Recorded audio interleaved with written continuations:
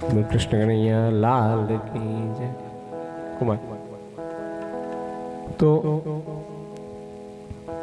આજની કથામાં આપ સૌનું પીળુંછમ સ્વાગત છે. એમ તો લીલુંછમ થાય પણ આજે પીળુંછમ સ્વાગત છે. અને લાલાનો બર્થડે છે એટલે બધા આવી ગયા છે. પૂજ્ય ગુરુદેવ પણ એમની હાજરી પણ જાય. ધન્યવાદ. એમનો કિંમતી સમય આપવા બદલ ખૂબ ખૂબ ધન્યવાદ. એકવાર તાળીઓથી બતાવજો. ગુરુજી વિદાય રહી જાય.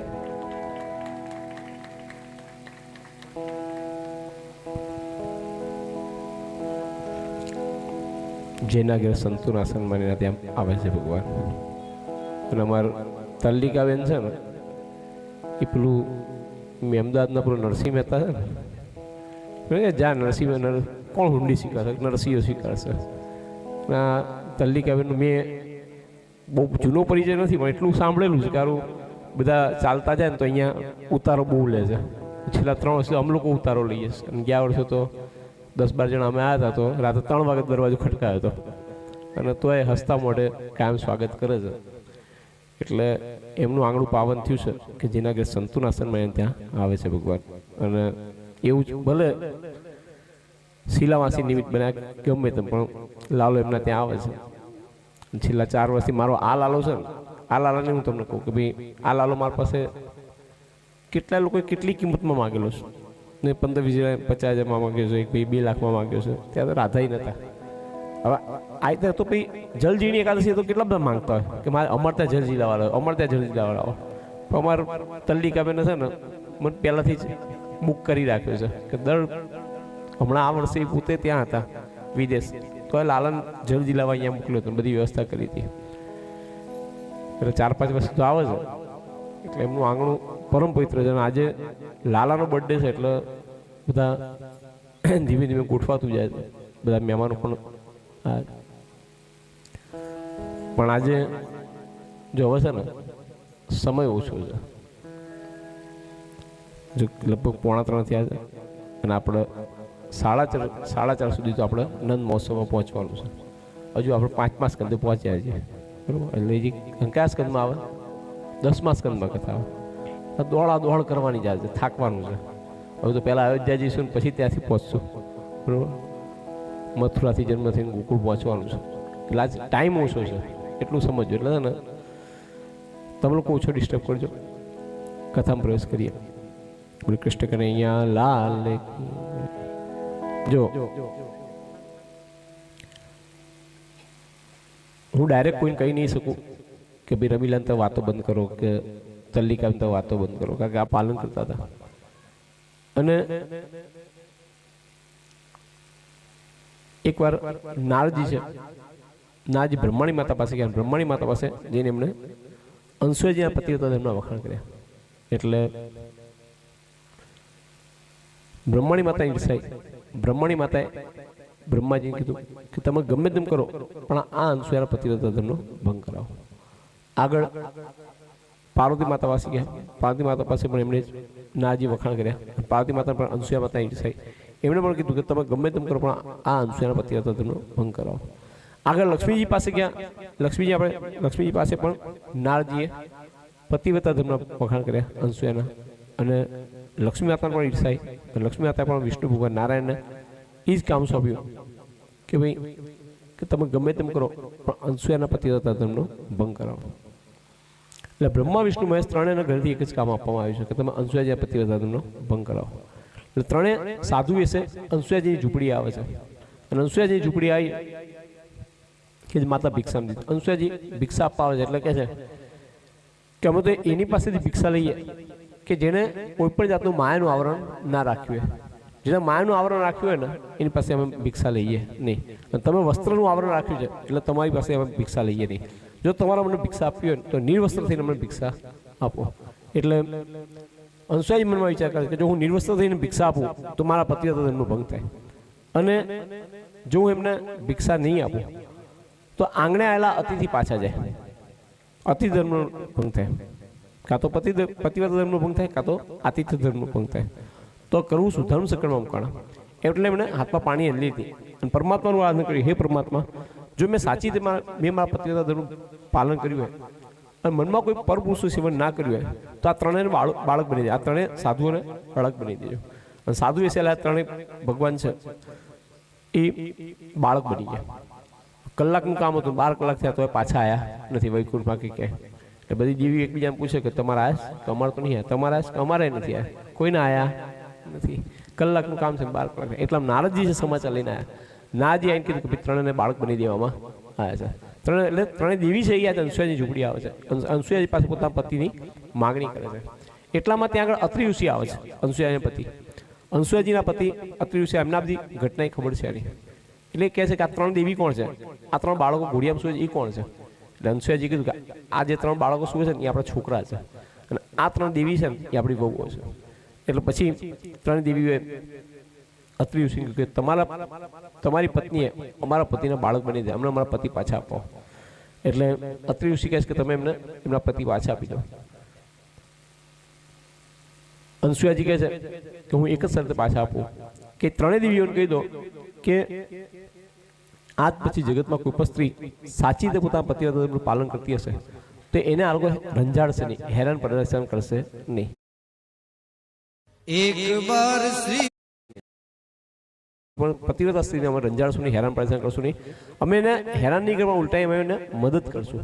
અને આવું કીધું ત્યારે ત્રણેય એમના સ્વામી પાછા આપ્યા. ત્રણેય દેવતાઓ તે જ ભેગું થયું અને અત્રિ અનસૂયાના ત્યાં દત્તાત્રેય ભગવાનનો પ્રાગટ્ય છે. બોલીશ દત્તાત્રેય ભગવાન કી જય. પછી આગળ દક્ષના યજ્ઞની કથા છે કે દક્ષ પ્રજાપતિ પ્રાચીન કાળમાં એક વખત બહુ મોટું બ્રહ્મસત્ર યોજાયું હતું. ને બ્રહ્મસત્રમાં અગ્રસ્થાને દક્ષ પ્રજાપતિ બેઠા હતા. અરે અગ્રસ્થાને શિવજી બેઠા હતા અને દક્ષ પ્રજાપતિ આવ્યા. શિવજીની આંખો બંધ છે અને દક્ષ પ્રજાપતિ આવ્યા. એટલે શિવજીને ખબર નથી. શિવજી એમનું ઉભા થઈને દક્ષ પ્રજાપતિનું સ્વાગત ના કર્યું. દક્ષ પ્રજાપતિને ખોટું લાગ્યું એટલે દક્ષે શિવજીની નિંદા કરી. દક્ષ બોલ્યા કે આ શિવ છે, લોકપાલો કીર્તિ નાશ કરનારો છે અને લજ્જા વિના ઉત્તમ ક્રિયાનો લોપ કરનાર, અપવિત્રતા મર્યાદાનું ઉલ્લંઘન કરે છે. આ શિવને મેં મારી દીકરી સતી છે કમરને આપી છે. તે આખા શરીર ભસ્મ રાખ ચોડી માનવીના હાડકા ઘરેણા રૂપે પહેરી, માથાના કેસ છૂટા મૂકી, નગ્ન થઈ પિતૃના ભૂતના ટોળાઓથી વીંટળાઈ સ્મશાનમાં ગાંડા પુરુષે માફક ફર્યા કરે છે. તે તમોગુણી છે. આમ શિવજીની નિંદા કરી. શિવજીના માથે ગંગા છે એટલે શિવજી છે નિંદા સહન કરી ગયા અને પાછા ઉતર્યા. પણ દક્ષના મનમાં દાજ રહી ગઈ. એટલે દક્ષે છે ને શિવજીનું અપમાન કરવા માટે એક મહાયજ્ઞનું આયોજન કર્યું. એમાં શિવજીને સતી માતાને આમંત્રણ આપ્યું નહીં.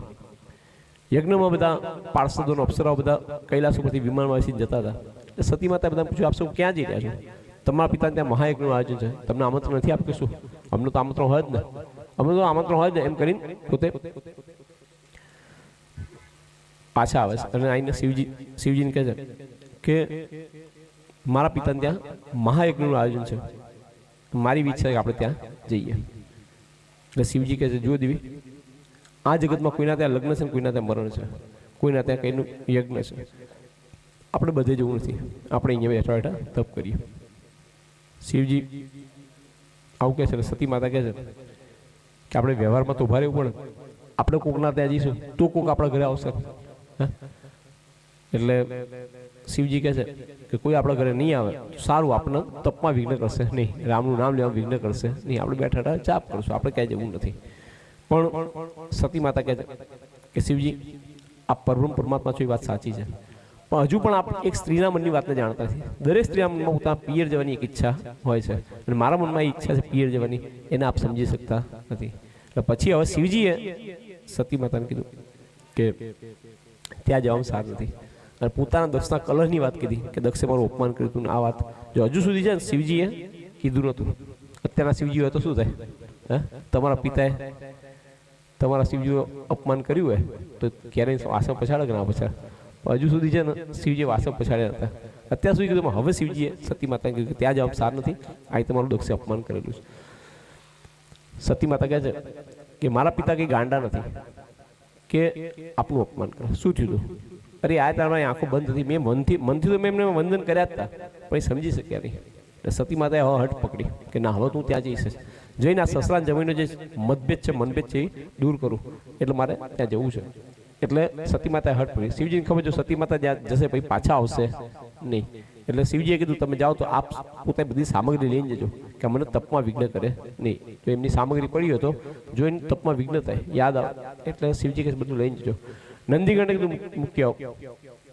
સતી માતા નંદીગણ પ્રવેશીને દક્ષના યજ્ઞમાં આવે છે. દક્ષની બીકથી કોઈ એમને બોલાવતું નથી, કોઈ એમને આવકાર આપતું નથી, ખાલી માતા બહેનો બોલાવે છે. સતી માતાને થાય છે કે મારા પતિ છે ઉદાર છે, હું પાછી જતી રહીશ, મારા પતિ છે મારો સ્વીકાર કરશે. આમ વિચારીને સતી માતા પાછા વળે છે. પણ વિચાર કે આટલે સુધી આવી તો લાય હું યજ્ઞ મંડળનું દર્શન કરતી જવું. યજ્ઞ મંડળના દર્શન કરતી જવું ને યજ્ઞ મંડળના દર્શન કરવા માટે એ આવે છે. પણ આજે દક્ષે શું કર્યું છે? યજ્ઞમાં પણ શિવજીને ભાગ આપ્યો નથી. આજે શિવજીનું સ્થાપન કર્યું છે, ઈશાન ખૂણો ખાલી રાખે છે. અને ત્યાં આગળ સતી માતા યજ્ઞ મંડપમાં જોયું કે શિવજીનું અપમાન કર્યું, શિવજીને ભાગ આપ્યો નથી. અને સતી માતા પોતાનું અપમાન સહન કરી ગયા, પણ શિવજીનું અપમાન સહન કરી શક્યા નહીં. ક્રોધિત થયા, માથાએ વેણી છૂટી થઈ ગઈ. અને ક્રોધ કર્યો એટલે બધા દેવતાઓ સમજ્યા કે માતાએ તમે ક્રોધ ના કરશો, ક્રોધ ના કરશો. સતી માતા કહે છે કે ક્રોધ હું બીજા ઉપર નહીં કરું. મેં આ શેથી મારા પતિની આજ્ઞાનું ઉલ્લંઘન કર્યું છે, એટલે હું મારા આ શેને બાળીને ભસ્મીભૂત કરી દઈશ. અને એમ બોલીને ઉત્તર દિશા તરફ મોઢું રાખીને બેસી ગયા. અને 23 શ્લોકમાં પિતાજીને સંબોધીને કહે છે કે જે શરીરના આત્માગણ છે તે શિવ તત્વનું શું જાણે. મોટા મોટા દેવો શિવજીના શરણનો આશ્રય લે છે. શિવ કૃપા વગર બ્રહ્મ જ્ઞાન પ્રાપ્ત થતું, શિવ કૃપા વગર કૃષ્ણ ભક્તિ મળતી, પ્રવૃત્તિ નિવૃત્તિ પરથી સ્વસ્વરૂપમાં લીન રહેનાર શિવજી પરબ્રહ્મ પરમાત્મા છે. મને એ વાતનું ખૂબ જ દુઃખ છે કે હું શિવ નિંદા કરનાર દક્ષની પુત્રી છું. અને આટલું બોલીને સતી માતાએ યોગાગ્નિમાં પોતાનું શરીર બાળીને ભસ્મીભૂત કરી દીધું. અને આ સમાચાર લઈને નારદજી આવે છે કૈલાસમાં શિવજીને સમાચાર આપવા માટે. પણ એ સમયે શિવજી છે ને એ ઋષિમુનિઓને કથા કહેતા હતા. કથાનો ભંગ થાય નહીં. આટલા મોટા સમાચાર છે ને તો પણ વચ્ચોવચ્ચ એને એમને ડિસ્ટર્બ નથી કરી કથા. ચૂપચાપ આવીને બેસી ગયા. એક બાજુ મેં કાલ કીધું કે ભજન ભંગ ભોજન નિંદ્રા ભંગ આ પાપ છે, કથાનો ભંગ થવો ના જોઈએ. તો આ વસ્તુ આટલી મર્યાદા તો નારદજી પણ છે. શિવજી કથા કે તો ચૂપચાપ આવીને એક બાજુ બેસી ગયા અને ત્યાં બેઠા તો રડવા લાગ્યા. રડતા હતા ને એટલે શિવજી ઋષિમુનિને કથા કહી રહ્યા છે, રડતા હતા એમનું આંખો જે એટલે પૂછ્યું કે શા માટે આપ રડી રહ્યા છે. પછી નારદજીએ કીધું કે સતી માતા પોતાનું થઈ જાય યોગાગ્નિમાં બાળી મૂકે. છતાં પણ શિવજી ક્રોધ ના આવ્યો. પણ આગળ કીધું કે તમારા ગણ છે નંદીગણ બધાને આ દક્ષના સૈનિકો માર્યા છે કીધું. પછી એમને ક્રોધ આવ્યો અને પછી શિવજી ક્રોધ આવ્યો શું થાય? તાંડવ. એમણે એમની જટાથી વીરભદ્ર છૂટો કર્યો અને કીધું જાઓ તમે જઈને યજ્ઞ મંડપનો વિધ્વંસ કરો.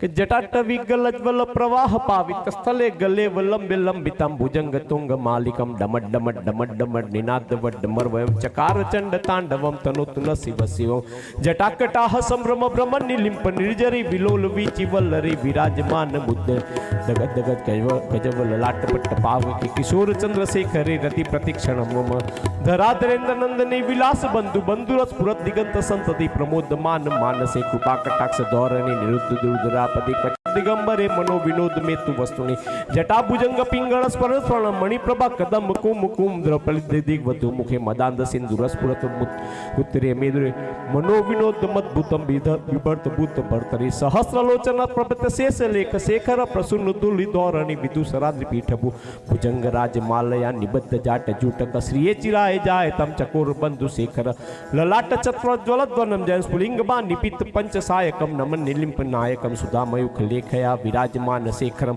મહાકપાલી સંપદે શિરોજટાલ મસ્તુન કરાલ ભાલ પટ્ટિકા દગત દગત દગજ્વલમ ધ્વનમ જયાહુતિ કૃતમ પ્રચંડ પંચ સાયકે ધરાધરેન્દ્ર નંદિની કુચાગ્ર ચિત્ર પત્રક પ્રકલ્પ નૈક શિલ્પિની ત્રિલોચને રતિર્મમ નવીન મેઘ મંડલી નિરુદ્ધ દુર્ધરત પુરત કુહુ નિશિતિ નિતમ પ્રબદ્ધ બદ્ધ કંતરમ નિલિંપ નિર્જરી ધરસ્તનુત કૃતિ સિંદુરો કલા નિદાન બંધુર શ્રિયમ જગત દુરંધર પ્રફુલ્લ નીલ પંકજ પ્રપંચ કાલિમ પ્રભા વલમ વિકંઠ કંદલી રુચિ પ્રબદ્ધ કંદરમ સ્મરચ્છિદમ પુરચ્છિદમ ભવચ્છિદમ મખચ્છિદમ ગજચ્છિદાંત કચ્છિદમ તમંત કચ્છિદમ ભજે અખર્વ સર્વ મંગલ કલાકદમ મંજરી રસ પ્રવાહ માધુરી વિજુંબણા મધુવ્રતમ સ્મરાંતકમ પુરાંતકમ ભવાંતકમ મખાંતકમ ગજાંતકાંત કાંતકમ તમંત કાંતકમ ભજે જયતો પ્રવિ પ્રમદ ભુજંગમ અશ્વસદ વિનિર્ગમત કરસદ कराल भाल विवाद तिमित तिमित तिमित मृदंग तुंग मंगल ध्वनिक्रम प्रवर्तित प्रचंड तांडव शिव द्वसद विचित्र तर्प भुजंग मुक्ति कष्टरजो गरिष्ठ रत्नलुष्ट सहद विपक्ष पक्षयो तुणारविंद चक्षुषो प्रजामहि महेंद्र सम प्रवृत्ति कदा सदा शिवम भजामि हम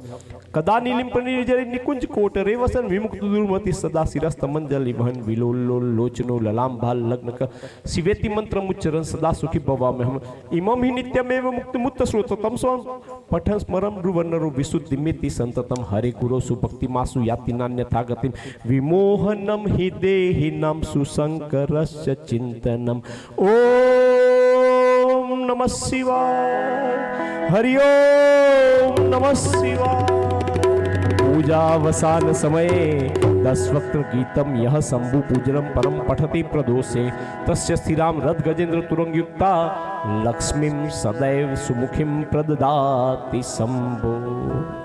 શિવજી તાંડવ કરે છે અને વીરભદ્રને છૂટો મૂકે વીરભદ્રજી આખા યજ્ઞ મંડપનો વિધ્વંસ કરીને મૂકી દે છે એટલે અમુકને તો દેવતાને પકડી પકડીને મારે છે દેવતા શેના માટે આવ્યા હતા તો કે યજ્ઞ જોવા માટે નતા પણ શિવજીનો દક્ષનો કલહ જોવા ઝઘડો જોવા હતા જે ઝઘડો જોવા હતા એ દેવતા પકડી પકડીને વીરભદ્ર દેવતાઓ ગપાણ સીધા બ્રહ્માજી પાસે ગયા બ્રહ્માજીને જઈને કહે છે કે તમે જલ્દી આવો પણ વીરભદ્રને શાંત કરો આખા પૃથ્વીનો વિનાશ કરીને મૂકી દેશે એટલે બ્રહ્માજી દેવતાને ઠપકો આપે છે કે જે યજ્ઞમાં શિવજીને ભાગ આપવામાં ના આવે એ યજ્ઞમાં તમારે શું કાળજી છે અને પછી બ્રહ્માજી અગ્રેસર થાય જઈને શિવજીને કહે છે કે તમે પેલા વીરભદ્રને શાંત કરો શિવજી આવે છે અને વીરભદ્રને શાંત કરે પણ ત્યાં સુધી વીરભદ્ર તો અડધું કામ પૂરું કરી નાખ્યું હતું જ્યારે શિવજીની નિંદા કરી દક્ષે ત્યારે શિવજી નિંદા સહન કરી ગયા હતા પણ નંદીગણથી આ નિંદા સહન થઈ નથી અને નંદીગણે 3 શ્રાપ આપ્યા હતા કે જે મુખથી દક્ષ જે મુખથી તે શિવ નિંદા કરે છે તારું ડોકું કપાશે તને બોકડાનું મુખ લાગશે અને તને કોઈ બ્રહ્મ વિદ્યા પ્રાપ્ત થશે નહીં એટલે જ્યાં સુધી પેલા વીરભદ્ર ત્યાં સુધી ડોકું કાઢી નાખ્યું એટલે એને બોકડાનું મુખ લગાવવામાં આવ્યું દક્ષે શિવજીની માફી માંગી અને કીધું કે મને મારી પુત્રી પાછી જોઈએ સતી માતા પાછી જોઈએ શિવજીએ ધરતીમાં તરફ જોઈને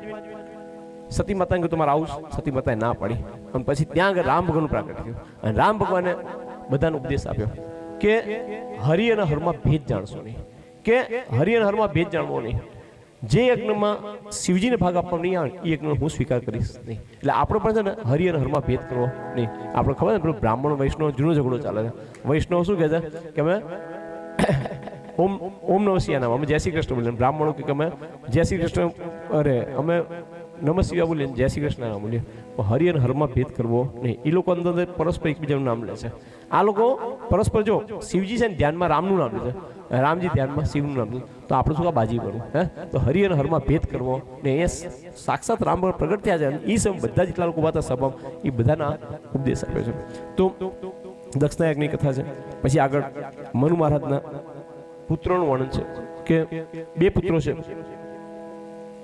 5 સંતાન હતા આકૃતિ દેવતી પ્રસૂતિ એમાં દેવતીની કથા આપણે કાલ જોઈ કરદમ વિવાહ કર્યા કપિલના ભગવાન પ્રાગટ્ય થયો પછી અહીંયા એમના છોકરાનો વંશનું વર્ણન છે ઉત્તાનપાદના પ્રિયવત ઉત્તાનપાદ છે એને 2 રાણીઓ છે સુરુચિ અને સુનીતિ જેમાં સુરુચિ છે રૂપમાં સુંદર પણ ગુણમાં સુંદર સુનીતિ છે ગુણમાં સુંદર પણ રૂપમાં સુંદર નથી